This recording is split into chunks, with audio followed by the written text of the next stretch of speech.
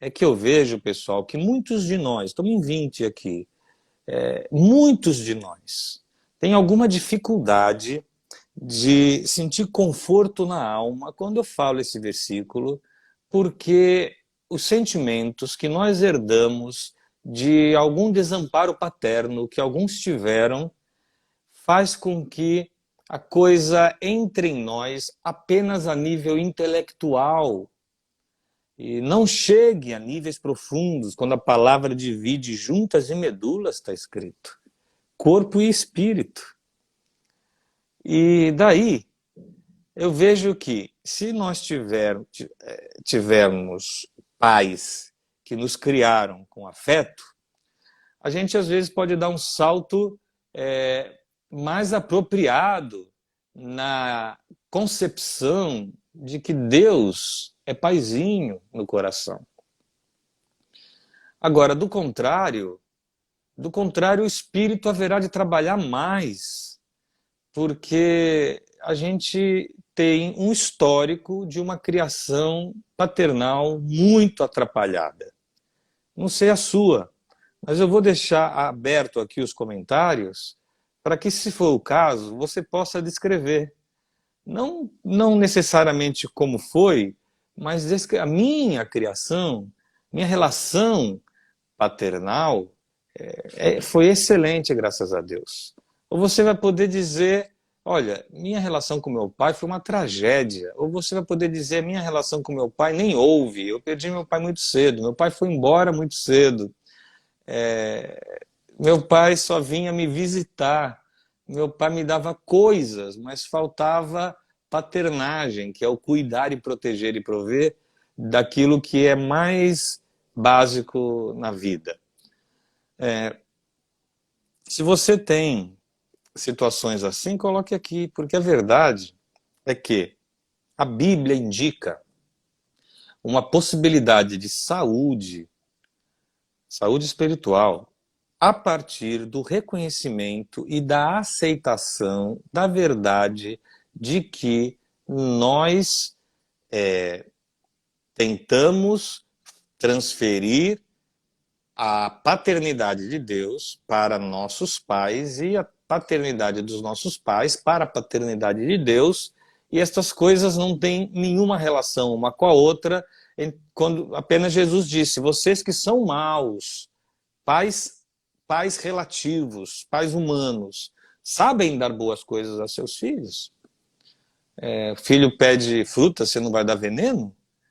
Imagina vosso Pai Celestial. Então veja que Jesus mesmo fez uma ponte, um link. Existe um link, sim. Mas eu percebo que no melhor da nossa espiritualidade, a gente consegue desvincular as fragilidades da nossa criação, do nosso histórico paterno, com a assimilação de que Deus é Pai.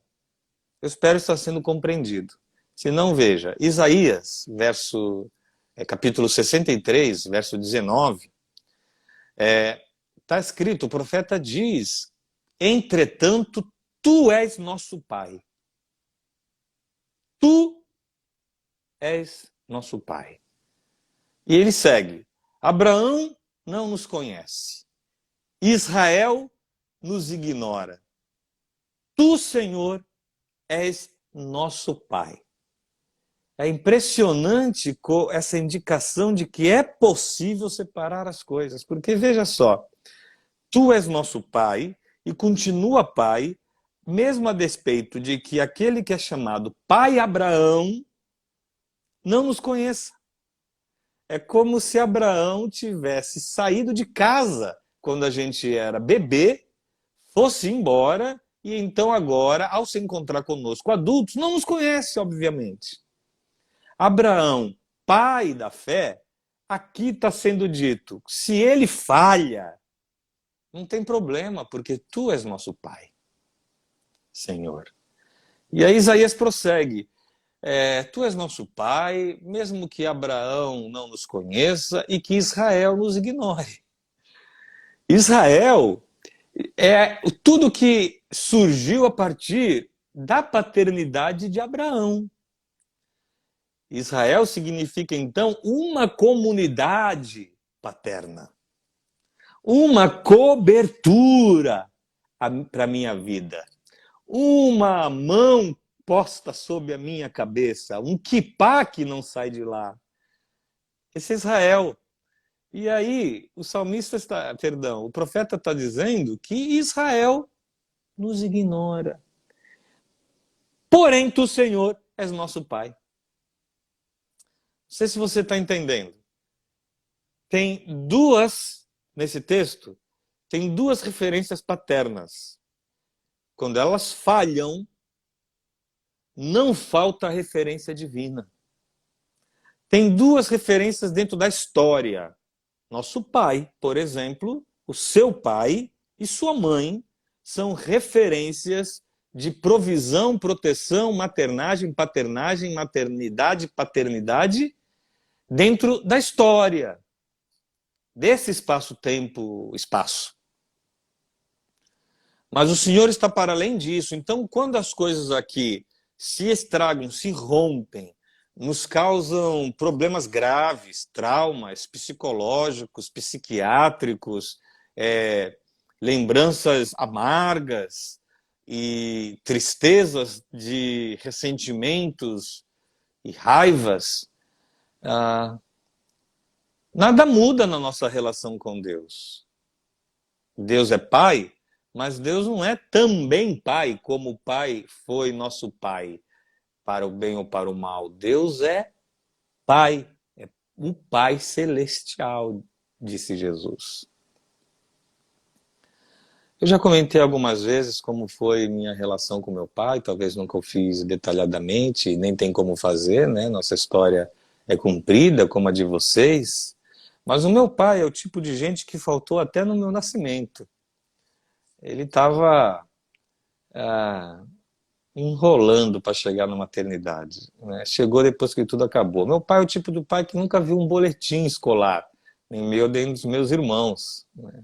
Eu tinha 13 anos de idade quando meu pai ligou para casa e disse para minha mãe: deixa o menino aí preparado na porta de banho tomado que eu vou levá-lo na zona, porque eu vou iniciá-lo. Esse é meu pai.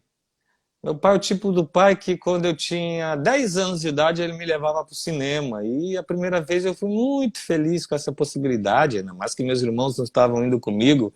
Era um acordo, um esquema, um aconchego somente para o primogênito. Então ele me levou ao cinema e nós paramos ali em frente ao que se chamava Sessão Coca-Cola, onde tinha o Iporanga, lá no Gonzaga, nos idos anos 80. E aí meu pai disse: desce. Ué, pai, você não vai ficar comigo, não? Aí, não, desce, filho, eu tenho outro compromisso. E eu fui pro cinema sozinho. Eu vou te dizer que depois disso, meu pai me levou no cinema mais umas 10 vezes, pelo menos, para assistir um filme sozinho.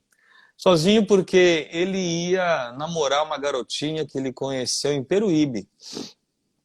E ele passava essas 2 horas com ela, era o tempo aí dele, desculpa a expressão, né, dele motelar com ela, e na sequência vir me buscar, e quando ele vinha me buscar, ele avisava: olha, agora em casa tem que mentir para a mamãe nunca vai acreditar que eu sou pai suficiente para levar um filho no cinema, ela vai achar isso estranho, então você fala que a gente foi na Vila Belmiro, ver o jogo, e se ela perguntar quanto foi, você diz, foi 2-1 para o time visitante.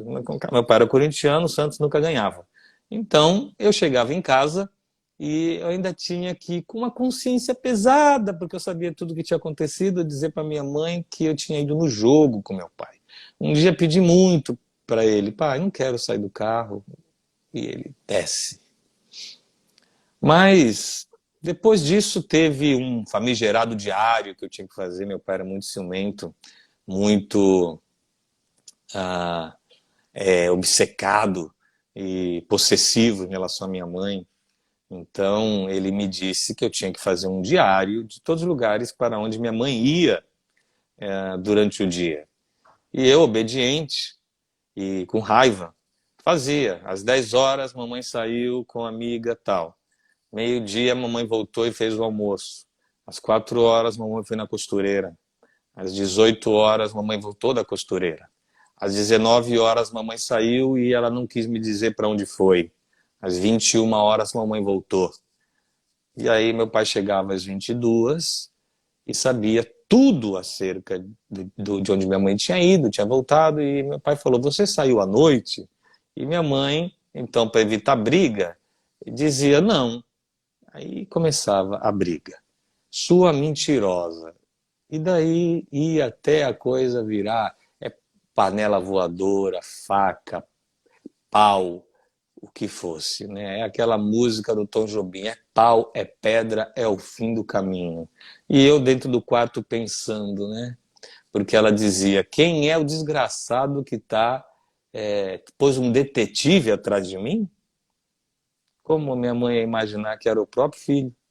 Até que um dia meu pai me viu um pouco mais adolescente, entrou no quarto, foi pedir o diário como ele sempre fazia à noite, e eu disse, hoje não tem diário não, pai, eu não vou mais fazer isso.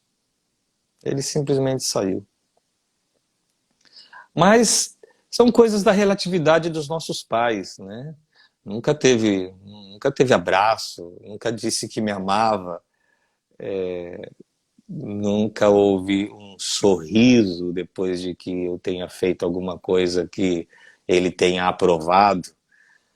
Desde os 14 anos ele me cobrava para trabalhar e eu sentia essa pressão.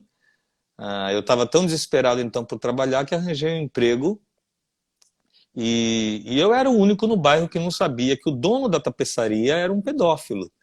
Então eu sofri por 3 longos anos, dos 14, 15, 16 anos de idade, tentando fugir daquilo e tentando procurar meu pai por todo esse tempo, pedindo ajuda. Né? E meu pai não me ajudou, ele não me ajudou por absoluta covardia, ele não quis lá encarar o cara. Mas eu lembro que ele entrou no quarto dele e disse para minha mãe, Janete, eu prefiro que Deus leve meu filho, porque eu não vou suportar ter um filho gay. E eu ouvi, né? Eu ouvi que meu pai preferia a minha morte do que ele lidar com essa situação de me tirar das garras do abuso.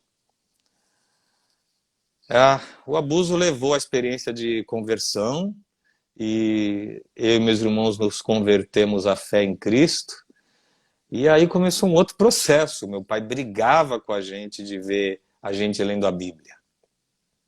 Eu e meu irmão, como se estivéssemos fechando revistas pornográficas, fechávamos assim, bem rápido a Bíblia quando meu pai entrava no quarto à noite para nos ver.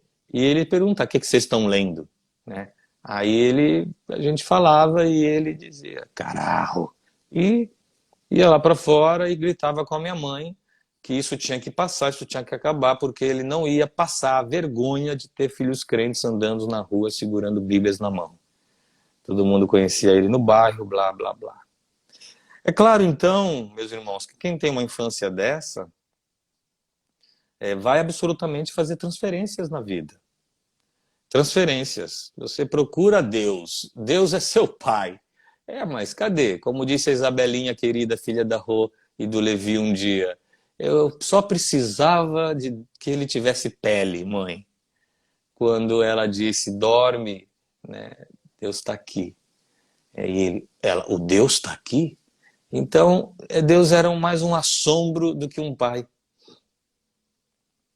Por isso que a gente vai fazendo, quando tem assim ausência de pai, ou presença desastrada de pai, a gente vai fazendo certa transferência emocional, é muita carência. É muita carência.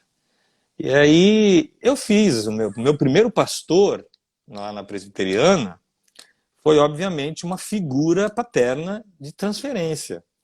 E ele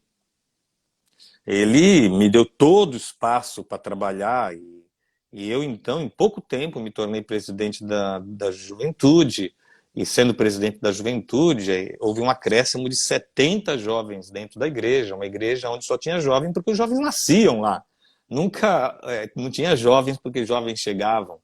E passou a ter batismos, e passou a ter bateria, não podia passou a ter palmas, que não podia, passou a ter guitarra. E a igreja viveu um período de muita festa em função desse acréscimo, dessa adição de juventude. E eu sentia, então, muito amparo para fazer o que eu queria nesse sentido. E aí sempre me consultava com ele. Uma vez por semana a gente se reunia e era uma relação muito afetuosa, e eu então o amei como um pai. E isso fez com que então o meu desempenho aumentasse, porque eu queria agradar meu pai.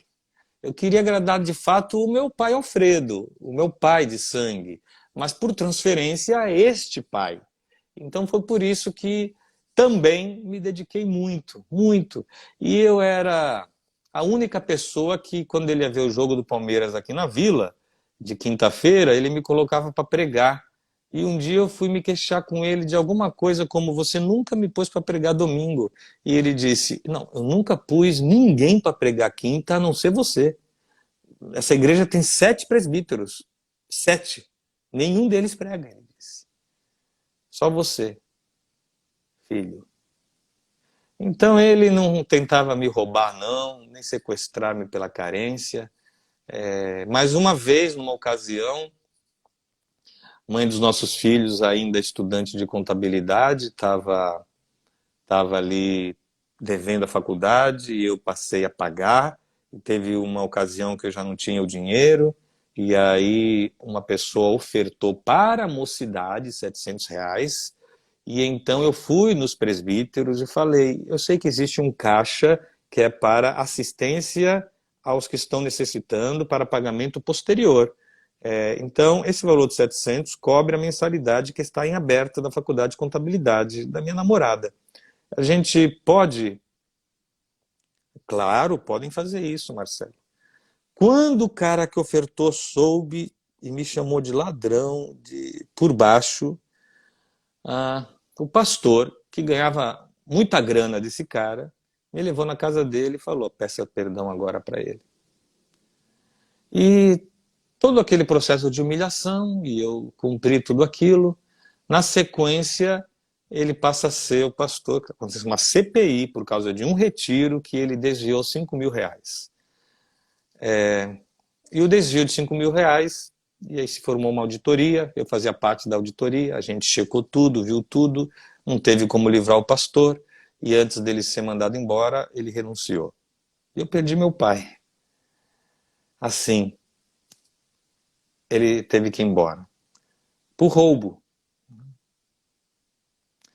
Esses jovens não conseguiram mais ficar na igreja, nós fomos expulsos de fato, porque a igreja virou depois aquele culto fúnebre, cada vez que tinha reunião.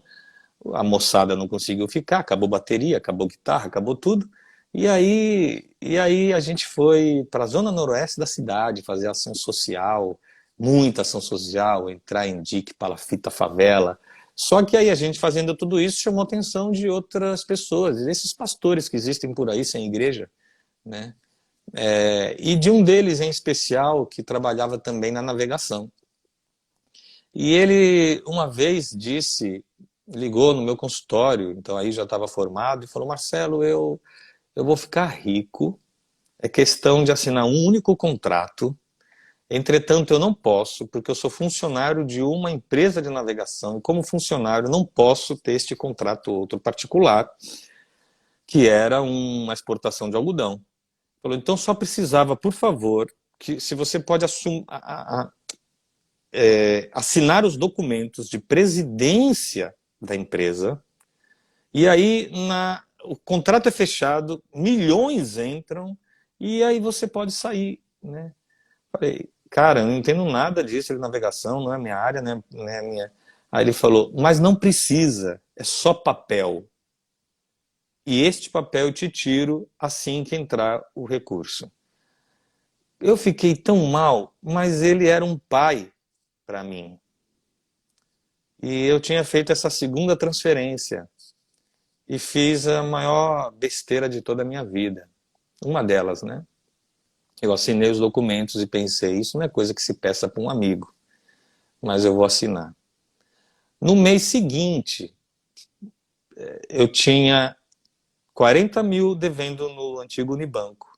30 mil devendo no Bradesco, outros 30 mil devendo no Banco do Brasil. E eu que tinha uma entrada mensal de uns 10 mil reais, de repente, e ainda não era líquida essa entrada, eu tinha que pagar tudo, né? Ficava com uns 2 mil e poucos reais. De repente eu tenho uma dívida de 100 mil reais. Aí eu fui procurar este meu pai pastor. Ele fugiu para os Estados Unidos. Não sem antes dizer para a igreja, pegou o microfone e falou, é o seguinte, igreja, Marcelo é o meu sócio. Ele só entrou nessa porque ele sabia que se eu ganhasse dinheiro, ele ganharia também. Levi me ligou, Madison, Clayton, e eu só disse para eles, me deem só um minuto no microfone que eu desabo toda essa versão dele. E eles não me deram esse um minuto, mas fizeram melhor, preferiram vir comigo.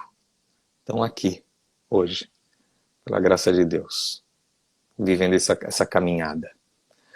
Mas foi uma experiência das piores, porque eu demorei uns 10 anos para pagar, meu nome ficou sujo, meu consultório foi penhorado, eu chorava dentro do banheiro, ajoelhado no vaso.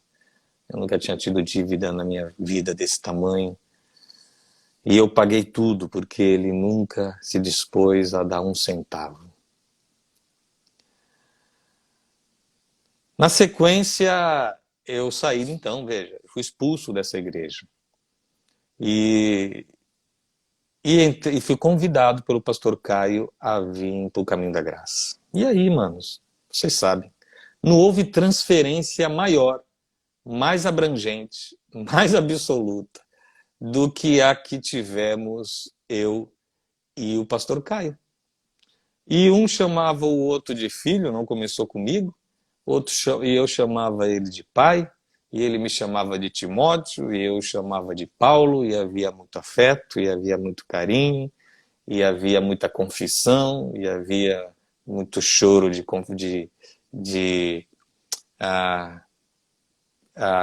cumplicidade. Passado alguns anos, foram 10, a relação se tornou aquilo que a relação sempre foi, na verdade. Uma relação extremamente funcional, estratégica. Eu servia bem. Eu sempre servi bem. E como ele era meu pai, eu queria agradar lá o meu primeiro paizinho, que nunca se agradou de nada, neste agora. É isso que fazem os doentes que transferem psiquicamente a paternidade, como eu fazia, como eu sempre fiz. Então, eu gostei quando a minha relação com o Caio, gostei amargamente, né? Se tornou uma relação apenas estratégica, eu só servia enquanto servia, e quando deixei de servir, já não servia, porque, para deixar bem claro para todo mundo, o Caio falou, a minha questão aqui é a pregação. É a pregação. Qual é a sua? Eu falei, a minha é a missão. Ele falou, então, faça carreira solo, meu filho. E aí que a relação de paternidade acabou ali, apesar de se manter a relação de amor e boas lembranças, mas acabou ali. Quando eu, passado esses 30 anos buscando o pai, quando tudo acabou e eu olhei para aquele meu primeiro pai de novo, desastrado, o pai Alfredo, ele já era um velho. Não era mais aquele jovem imaturo opressor, pai de 4 filhos e que não sabia criar nenhum. Minha mãe foi pai e mãe, até financeiramente. Mas agora não, ele era um velho e ele era vovozinho dos meus filhos. A paternalidade não o comoveu, mas ser um grandfather, ser um vovô, amoleceu muito o coração dele. Aí Deus, para amolecer bastante, lhe deu 9 netos, imagina. Então, ele era vovozinho amadurecido pelo sofrimento, pela falência, pelo divórcio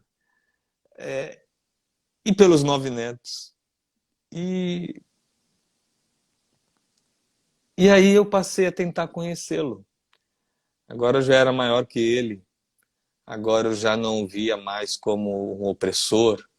Agora eu olhava para esse velhinho e dizia: esse daí que é o meu pai. E eu recebi uma cura de Deus muito importante. Eu pensei: esse é meu pai. Eu nunca vou buscar um pai que possa de fato ser um pai. Isso tem que acabar. E até que uma vez aqui no quintal da minha casa, no Réveillon, ele me disse: filho,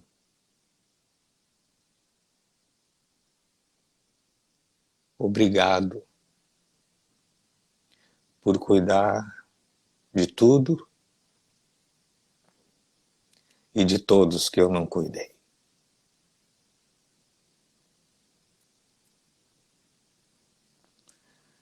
E ele disse: eu te admiro muito, meu filho.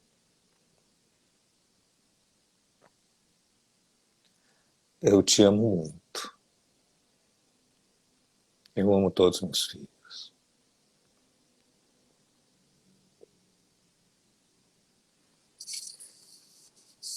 E ele disse assim: eu não mereço vocês.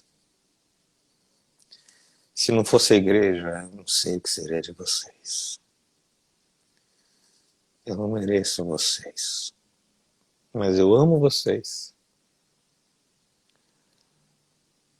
E já posso morrer, porque eu sou feliz de ter vocês.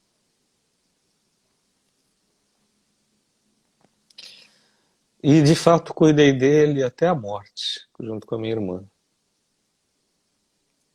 Eu que levei meu pai na cadeira de rodas para dentro da UTI, da qual ele não saiu durante a pandemia. Agora eu estou só. E eu vou fazer 50 anos de idade. Já estava na hora.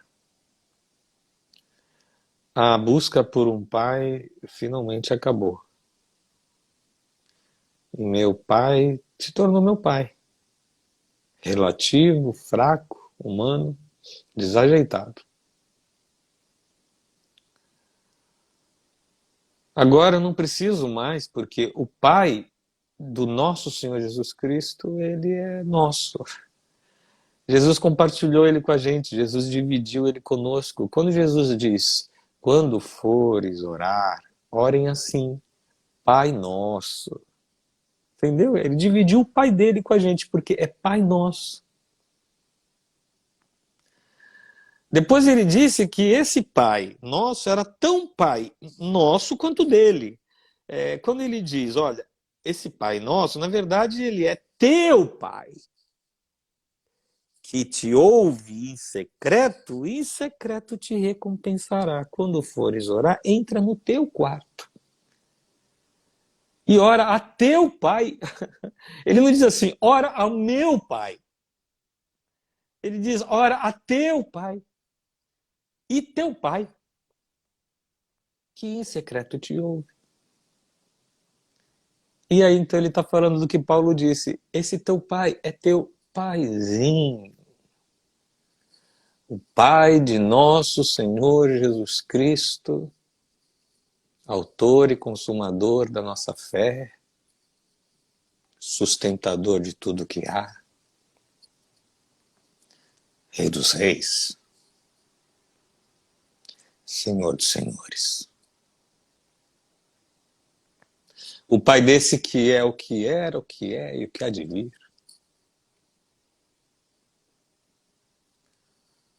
O Pai dele é meu paizinho. Em outra passagem ele diz: eu vou para junto do meu Deus e vosso Deus, do meu Pai e vosso Pai. Vou terminar ensejando uma proposta. Veja se no seu coração você não passa a vida fazendo transferências paternas. Volte ao pai original que você teve para perdoá-lo, aceite a realidade da fraqueza dele, ou glorifique a Deus, porque ele foi pai de verdade. Pai de verdade. Se você tem a sensação que seu pai foi pai de verdade, glorifique a Deus, porque esse seu pai é um espelho, é um reflexo da glória do Pai em ti. Esse seu pai é uma referência humana do que é nosso Pai Celestial. Esse é relativo, mas soube ser pai. E esse é absoluto. Nunca deixará de ser pai. Não cai um fio de cabelo das vossas cabeças sem que ele o saiba. Vosso Pai Celestial sabe de tudo que vocês necessitam. Ele cuida dos pardais, das andorinhas, dos passarinhos, e vocês são muito mais valiosos do que os pássaros.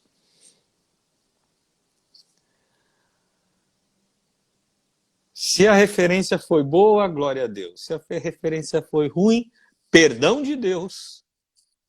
Fim de perder tempo na vida com trajetórias que levam você na direção de gente que ao final só te abusará porque não te ama como pai. É amigo, é irmão. Às vezes é só conhecido e você, com essa carência indomável, faz dele uma referência absoluta só para depois se frustrar, se amargurar, se desajeitar, se desestruturar, se desarranjar e procurar outro ou outra. Não. Ponto final. Ponto final.